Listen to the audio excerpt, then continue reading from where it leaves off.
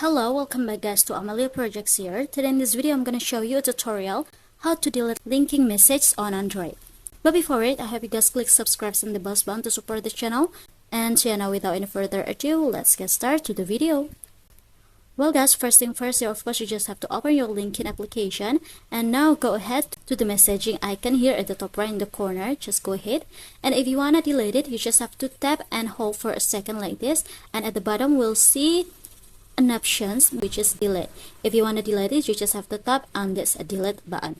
And here, if there are many messages, you just have to pick and select for the message that you want to delete it until it will be checklist like this guys at the side of the message. Or here you just have to tap on the message that you want to delete. For example, I'm gonna open this conversation and now go to this three dot icon.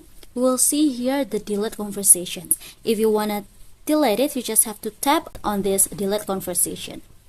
So yeah, I think it's enough. Thank you for watching this video. Don't forget to leave your like and comments below, and I'll see you soon on the next one. Goodbye.